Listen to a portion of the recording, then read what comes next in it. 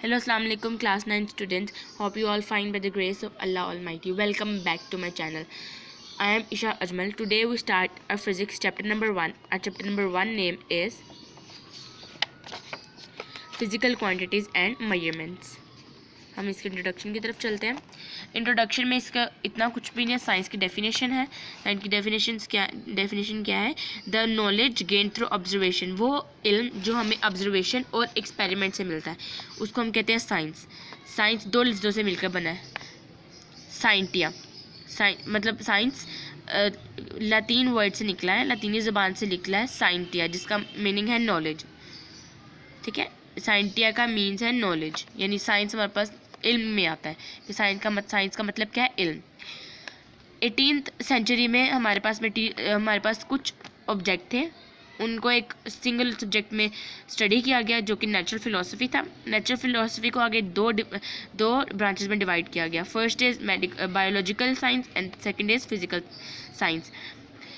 जो biological science है वो डील करता है लिविंग थिंग्स के ऊपर, और जो फिजिकल साइंस है वो नॉन लिविंग थिंग्स के ऊपर डील करता है, यानी उसकी स्टडी को हम नॉन लिविंग फिजिकल साइंस कहते हैं.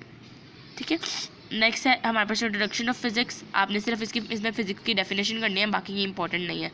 फिजिक्स की डेफिनेशन क्या है? In physics we study matter, energy and the interaction. हम मैटर के बारे में स्टडी करते हैं, एनर्जी और उसके इंटरेक्शंस के बारे में. ठीक है, यहाँ पर हमारे पास दी है ब्रांचेज ऑफ फिजिक्स. मैकेनिक्स कौन सी ब्रांच होती है? मैकेनिक्स वो ब्रांच है जिसमें हम ऑब्जेक्ट्स की हरकत को स्टडी कर सकते हैं, उसकी वजूहात को कि ऑब्जेक्ट किस तरह मूव कर रही है, उसके मूव करने से हमारे पास क्या असर पड़ रहा है.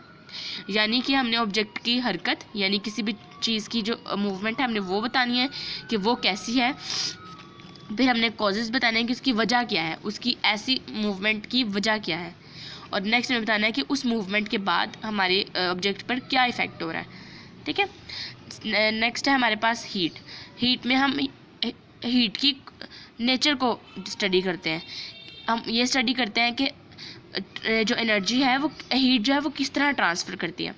ठीक है, हीट की नेचर को स्टडी करते हैं, उसके बताते हैं कि उसके वो किस तरह ट्रांसफ़र करते हैं, उसके कितने मोड्स हैं ट्रांसफ़र करने के, और हीट के इफ़ेक्ट्स के, हीट के जो हमारे पास हरारत है उसके असरात क्या हो सकते हैं. नेक्स्ट है हमारे पास साउंड में हम साउंड वेव्स की फ़िज़िकल एस्पेक्ट्स, उसके फ़िज़िकल पहलुओं को देखते हैं. साउंड के उसकी प्रोडक्शन को देखते हैं, वो कैसे प्रोड्यूस हो रहा है, उसकी खसूसियात को देखते हैं और उसकी एप्लीकेशंस को देखते हैं.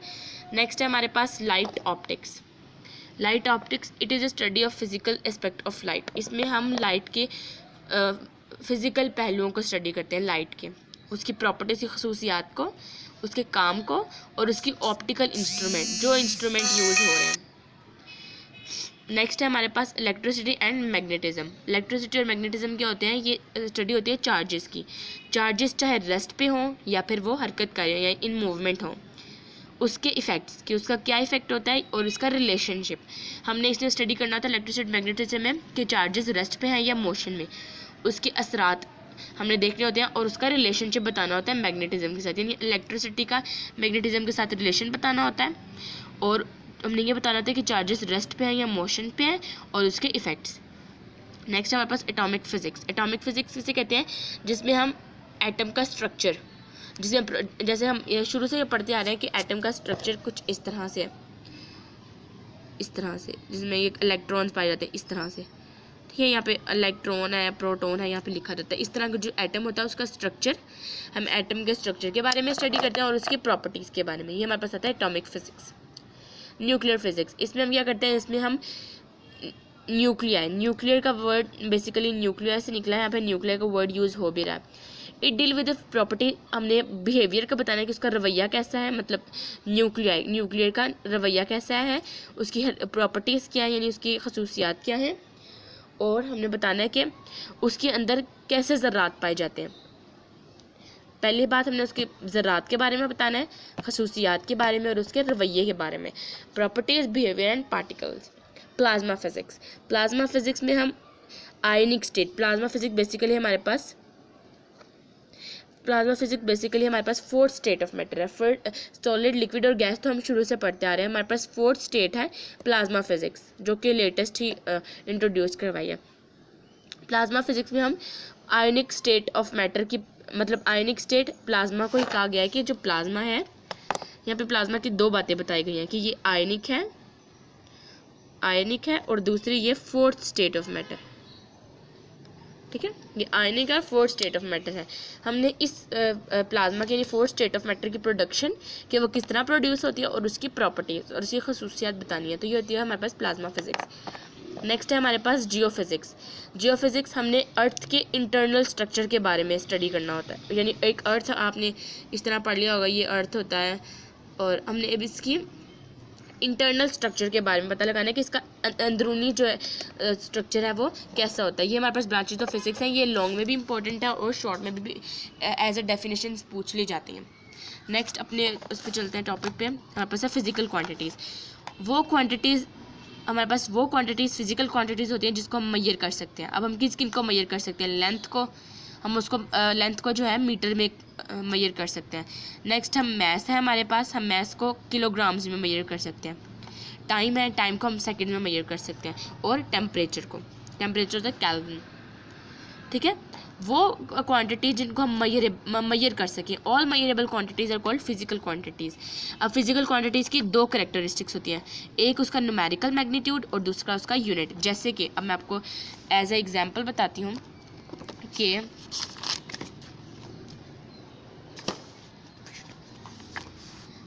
104 सेंटीमीटर एक हाइट है, यानी हाइट ऑफ अ स्टूडेंट लिख देते हैं, हाइट ऑफ स्टूडेंट। अगर हम ये 104 को देखें तो ये हमारे पास न्यूमेरिकल मैग्नीट्यूड है,